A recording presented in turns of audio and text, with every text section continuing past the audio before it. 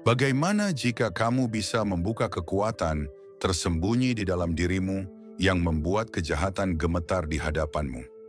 Wahyu Rohani Padre Pio. Pernahkah Anda bertanya-tanya, mengapa beberapa orang tampaknya memiliki kekuatan supranatural melawan kejahatan? Suatu kekuatan yang begitu luar biasa sehingga kegelapan gemetar di hadapan mereka? Hari ini saya akan membagikan kepada Anda salah satu wahyu paling kuat dari Santo Padre Pio, sebuah rahasia yang begitu mendalam sehingga dapat mengubah kehidupan rohani Anda selamanya. Teman-teman terkasih, apa yang akan saya bagikan bukan sekedar ajaran spiritual. Ini datang langsung dari seorang suci yang tidak hanya berbicara tentang peperangan rohani, dia juga menjalaninya. Padre Pio, orang suci terkasih yang menanggung luka-luka Kristus, menghadapi iblis dengan cara yang sulit dibayangkan oleh sebagian besar dari kita. Tipe pertama, orang yang hidup dalam keadaan rahmat. Tipe orang pertama yang diungkapkan Padre Pio sebagai orang yang paling ditakuti oleh setan, mungkin akan mengejutkan Anda dalam kesederhanaannya yang indah. Mereka adalah orang-orang yang hidup dalam rahmat, jiwa-jiwa yang memelihara persahabatan mereka dengan Tuhan melalui kehidupan kekudusan yang sejati. Sekarang saya hampir bisa mendengar Anda berpikir, tetapi bukankah itu adalah sesuatu yang hanya bisa dicapai oleh orang suci? Izinkan saya berbagi dengan Anda sesuatu yang luar biasa yang diajarkan Padre Pio mengenai hal ini. Dia sering berkata bahwa hidup dalam kasih karunia bukanlah tentang menjadi sempurna. Ini tentang kegigihan dalam hubungan Anda dengan Tuhan. Izinkan saya menceritakan sebuah kisah yang kurang diketahui tentang Padre Pio, yang secara sempurna menggambarkan kebenaran ini. Suatu hari, seorang wanita datang kepadanya untuk mengaku dosa. Diliputi oleh pergumulan rohani yang terus-menerus. Ia merasa tidak pernah bisa mempertahankan keadaan rahmat karena ia terus-menerus terjerumus ke dalam dosa yang sama. Tahukah Anda apa yang dikatakan Padre Pio padanya? Ia berkata, "Putriku, sebuah kastil tidak akan ditaklukkan jika bom dijatuhkan padanya. Ia hanya akan ditaklukkan jika ia menyerah." Anda tahu, hidup dalam keadaan penuh rahmat bukan berarti tidak pernah menghadapi godaan atau tidak pernah terjatuh. Ini tentang tidak pernah menyerah pada kegelapan. Padre Pio sangat memahami hal ini karena dia menjalaninya. Bahkan saat menanggung luka-luka Kristus, dia menghadapi serangan rohani yang luar biasa. Namun inilah kuncinya. Dia mempertahankan keadaan rahmatnya bukan melalui kinerja yang sempurna, tetapi melalui kepercayaan yang sempurna pada belas kasihan Tuhan. Izinkan saya menguraikannya ke dalam istilah-istilah praktis yang diajarkan oleh Padre Pio sendiri. Pertama, dia menekankan kekuatan pengakuan dosa secara teratur. Dia menghabiskan hingga 16 jam sehari untuk mendengarkan pengakuan dosa. Mengapa? Karena dia tahu bahwa sakramen ini bukan sekadar mencatat dosa-dosa kita. Ini tentang memperkuat benteng spiritual kita. Setiap kali Anda mengaku dosa, Anda tidak hanya menjernihkan hati nurani Anda secara aktif memperkuat jiwa Anda melawan kejahatan. Kedua, Padre Pio mengungkapkan bahwa menjaga rahmat memerlukan kewaspadaan setiap hari. Dia akan berkata, bayangkan jiwa Anda sebagai sebuah taman. Anda tidak akan membiarkan rumput liar tumbuh bebas selama berbulan-bulan dan kemudian mencoba membersihkannya sekaligus. Anda merawatnya setiap hari. Ini berarti memulai setiap hari dengan doa, memeriksa hati nurani Anda setiap malam, dan segera memperbaiki hubungan Anda dengan Tuhan ketika Anda menyadari ada yang tidak beres.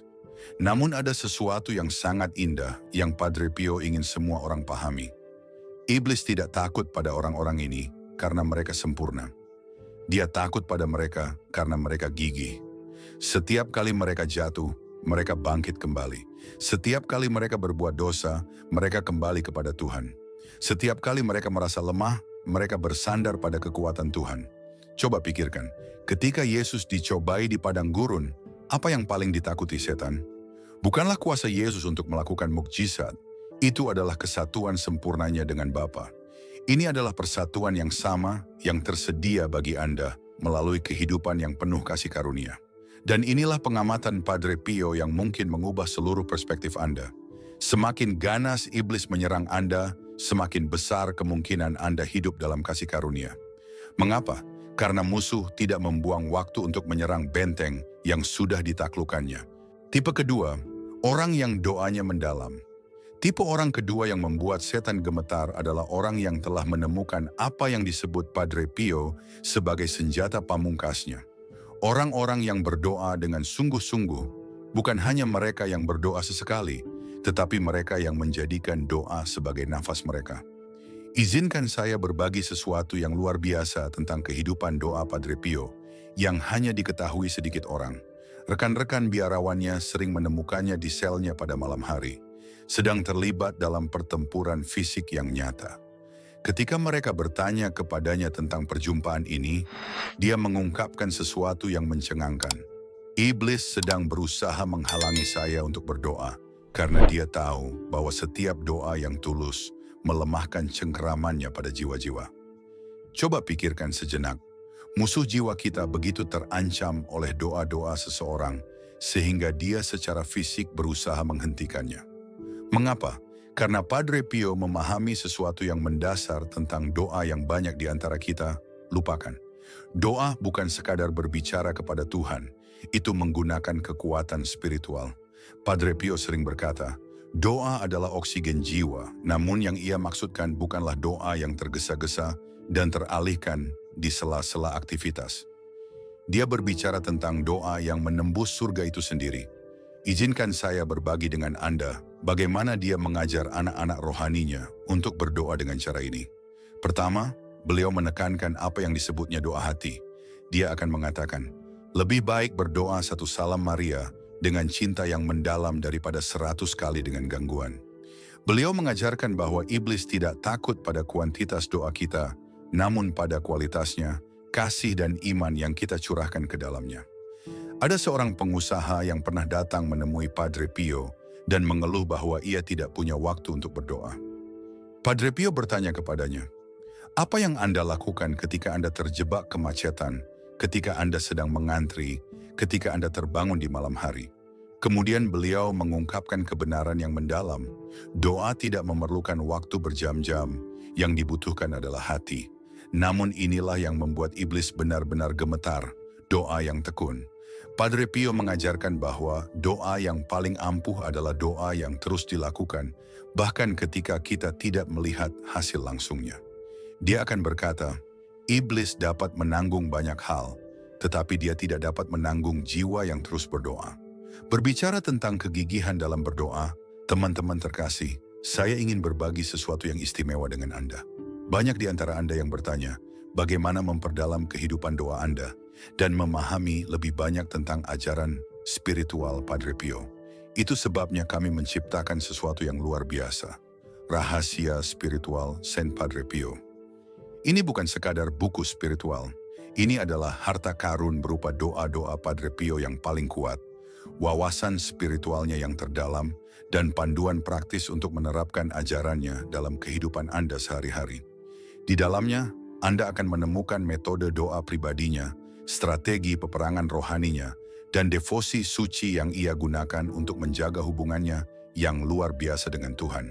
Jika Anda ingin menjadi salah satu dari orang-orang yang ditakuti iblis, seseorang yang benar-benar tahu bagaimana berdoa dengan kuasa, Anda akan merasakan sumber daya ini sangat berharga.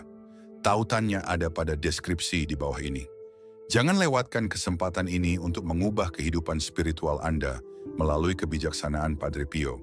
Tipe ketiga, orang yang memberitakan firman Tuhan. Tipe orang ketiga yang diungkapkan oleh Padre Pio sebagai orang yang paling ditakuti oleh iblis mungkin adalah orang yang paling berkuasa di antara semuanya. Mereka yang benar-benar mengetahui dan dengan berani mewartakan firman Tuhan. Bukan hanya orang-orang yang dapat mengutip kitab suci, namun mereka yang membiarkan firman Tuhan menjadi kekuatan yang hidup dalam kehidupan mereka. Izinkan saya berbagi sesuatu yang luar biasa yang terjadi dalam kehidupan Padre Pio. Dalam suatu pertempuran rohani yang sangat sengit, iblis menampakkan diri kepadanya dalam wujud Yesus sendiri, mencoba menipu dia. Namun Padre Pio melakukan persis seperti yang Yesus lakukan di padang gurun. Dia menanggapinya dengan firman Tuhan. Saat dia mengutip kitab suci, tipuannya hancur dan musuh pun melarikan diri. Anda tahu, Padre Pio memahami sesuatu yang mendalam tentang kitab suci yang banyak dari kita telah lupakan.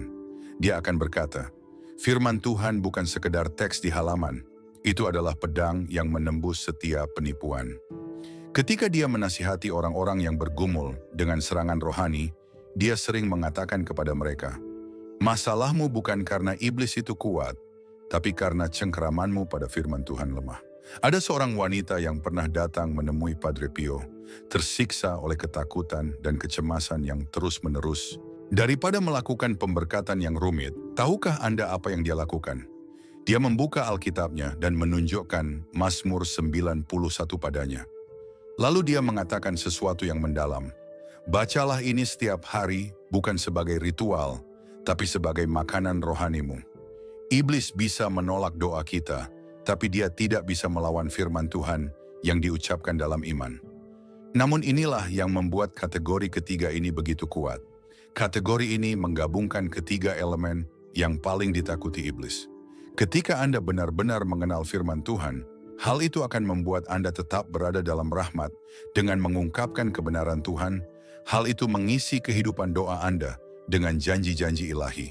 Dan itu menjadi senjata yang tidak dapat dilawan oleh kegelapan manapun. Padre Pio sering berkata, iblis mengolok-olok doa yang lemah, namun dia gemetar ketika kita berdoa firman Tuhan kembali kepadanya. Pikirkan sejenak, ketika Anda mendoakan kitab suci, Anda tidak hanya mengucapkan kata-kata Anda sendiri, Anda menggunakan janji-janji Tuhan sebagai senjata rohani. Izinkan saya berbagi dengan Anda bagaimana Padre Pio mengajar anak-anak rohaninya untuk menggunakan kitab suci secara efektif.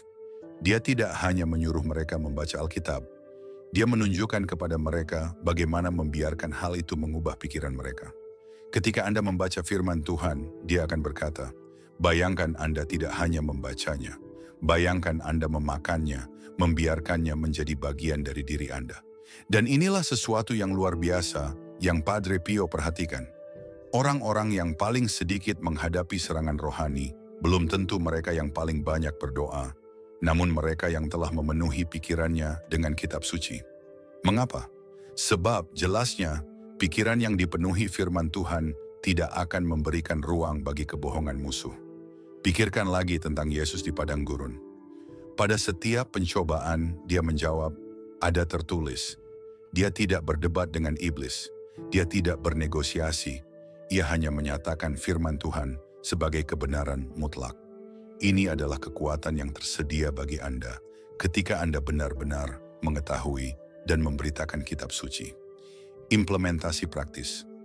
Sekarang setelah kita memahami 3 kebenaran kuat dari Padre Pio ini, izinkan saya menunjukkan kepada Anda bagaimana menerapkannya secara praktis dalam kehidupan sehari-hari Anda. Karena mengetahui tentang ketiga tipe orang, ini tidaklah cukup. Kita perlu menjadi mereka. Padre Pio memberikan panduan yang sangat spesifik mengenai hal ini, dan saya akan membagikan kebijaksanaan praktisnya kepada Anda sekarang. Ia percaya bahwa transformasi tidak terjadi dalam semalam, melainkan melalui langkah-langkah kecil dan konsisten yang diambil dengan penuh cinta. Mari kita mulai dengan hidup dalam keadaan rahmat. Padre Pio memberikan rutinitas sehari-hari yang sederhana namun kuat. Mulailah setiap pagi dengan tindakan konsekrasi. Dia akan berkata, berikan harimu kepada Tuhan sebelum iblis mencurinya. Buatlah hal yang sederhana seperti mengatakan, Tuhan, hari ini milikmu.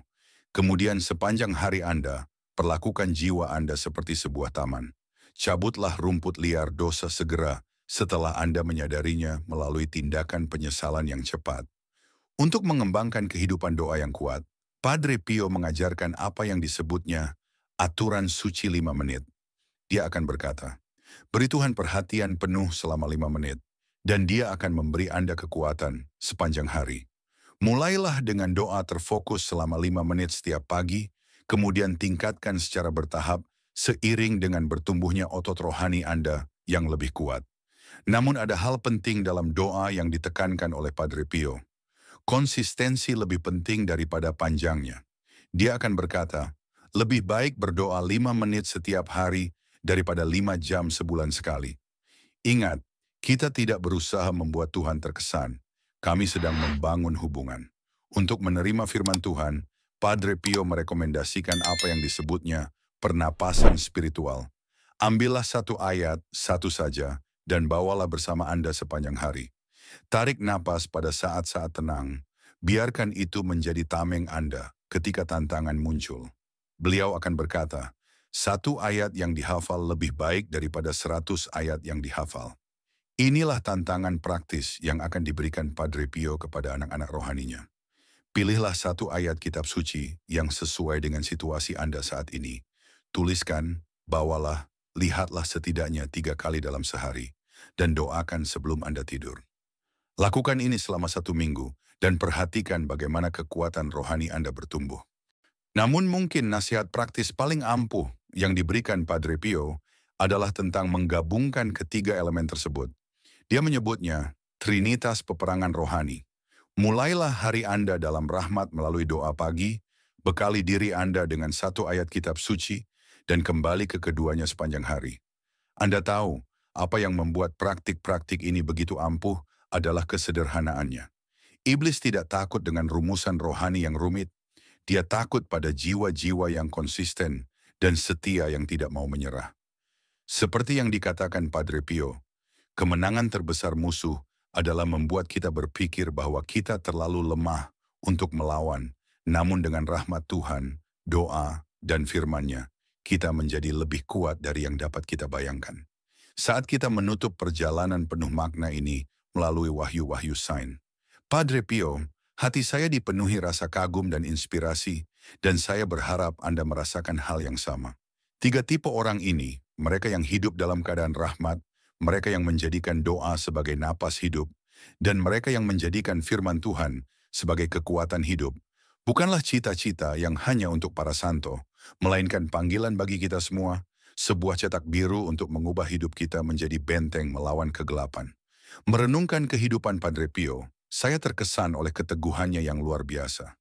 Meski menghadapi serangan spiritual yang brutal, ia tidak pernah goyah dalam persahabatannya dengan Tuhan, komitmennya pada doa, atau kepercayaannya pada kitab suci. Ini mengajarkan kita pelajaran mendalam. Kekuatan bukan tentang menjadi sempurna, melainkan tentang tetap setia. Di dunia modern yang penuh distraksi dan tantangan, seperti tekanan ekonomi atau konflik sosial di Indonesia, kita sering merasa kewalahan, berpikir bahwa kita terlalu lemah atau sibuk untuk hidup dengan intensitas spiritual seperti itu. Namun kebijaksanaan Padre Pio memotong keraguan itu, mengingatkan kita bahwa tindakan kecil yang konsisten, 5 menit doa tulus, 1 ayat kitab suci yang dibawa sepanjang hari, atau pertobatan singkat, dapat membangun ketahanan spiritual yang tak tergoyahkan. Yang paling menyentuh adalah kesederhanaan pendekatan Padre Pio. Ia tidak mengejar ritual, rumit, atau kesempurnaan yang tak tercapai. Ia merangkul kebiasaan sehari-hari yang praktis dan bisa dilakukan siapa saja. Pelajaran ini sangat relevan di budaya Indonesia, di mana nilai-nilai seperti gotong royong dan kesederhanaan sangat dihargai. Hidup dalam rahmat berarti memilih Tuhan setiap pagi, meski hidup terasa kacau, seperti saat kita menghadapi kemacetan di Jakarta atau tekanan pekerjaan. Doa yang mendalam tidak memerlukan jam panjang. Ia membutuhkan hati yang hadir sepenuhnya, bahkan untuk sesaat. Dan mengenal firman Tuhan bukan tentang menghafal ayat, melainkan membiarkan satu kebenaran meresap ke dalam jiwa. Praktik ini bukan sekadar disiplin rohani. Mereka adalah tali penyelamat yang menjaga kita tetap teguh saat badai hidup, stres, keraguan, atau godaan mengancam. Menerapkan ini dalam kehidupan sehari-hari di Indonesia, saya melihat banyak cara untuk menjadikan ajaran Padre Pio milik kita. Mulailah hari dengan doa sederhana, seperti, Tuhan, hari ini adalah milikmu, untuk menambatkan diri dalam rahmat. Saat terjebak macet atau mengantre di pasar, ucapkan salam Maria dengan penuh makna, atau renungkan ayat seperti Mazmur 23:1. Tuhan adalah gembalaku, takkan kekurangan aku, untuk mengubah momen sia-sia menjadi kemenangan rohani. Simpan catatan kecil atau catat di ponsel, satu ayat yang berbicara tentang pergumulan Anda saat ini, seperti Filipi 4:14. Segala sesuatu dapat kutanggung di dalam Dia yang memberi kekuatan kepadaku. Dan lihatlah saat rasa cemas muncul. Saya sudah mulai melakukannya, Membawa ayat ini seperti perisai, mengingatkan saya bahwa saya tidak pernah sendiri, apapun yang saya hadapi. Pelajaran dari Padre Pio sederhana namun kuat. Bahkan yang terkuat pun jatuh, tetapi mereka yang bangkit kembali dengan iman tak terhentikan. Pelajaran lain adalah kekuatan komunitas, yang sangat selaras dengan budaya Indonesia. Padre Pio tidak berjuang sendirian. Ia bersandar pada rekan-rekan biarawannya, anak-anak rohaninya, dan sakramen. Di tengah masyarakat kita yang menghargai kebersamaan, kita sering lupa bahwa iman juga tumbuh dalam hubungan. Berbagi pergumulan dengan teman dekat, bergabung dengan kelompok doa di gereja, atau bahkan berkomentar di bawah video ini untuk terhubung dengan orang lain dapat memperkuat kita. Saya menemukan bahwa berbicara tentang iman, bahkan dalam obrolan santai di warung kopi, meneguhkan tekad saya, seperti oksigen rohani. Padre Pio juga menantang kita untuk tidak menghindari penderitaan.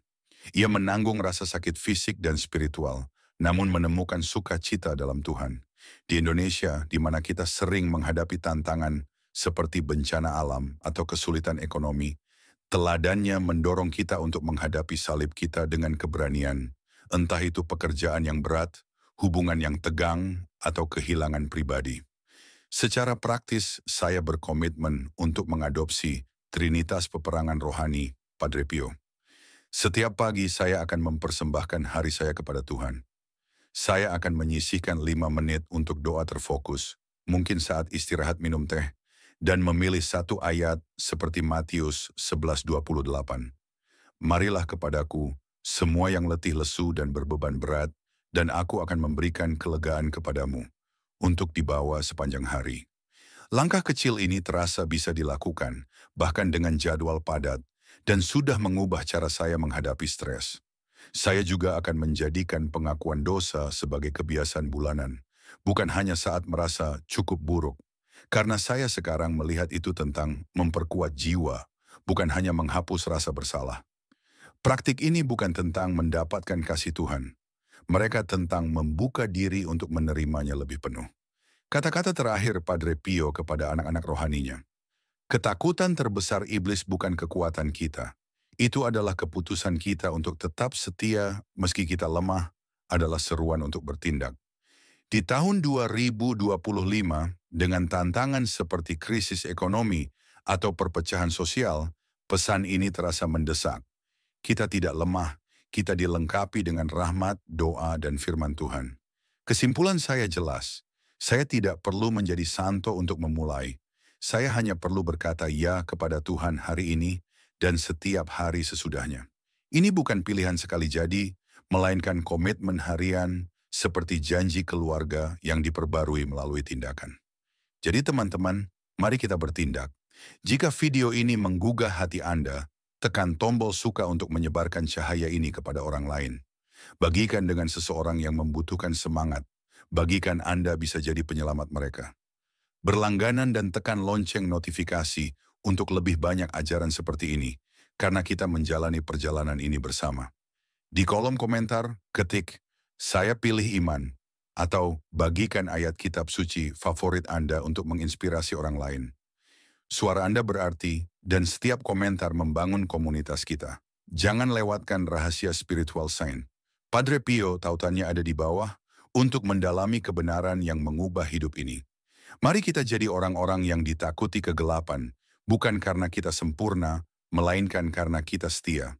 Semoga Tuhan memberkati Anda, menguatkan Anda, dan menjadikan Anda pejuang bagi kemuliaannya. Sampai jumpa di video berikutnya.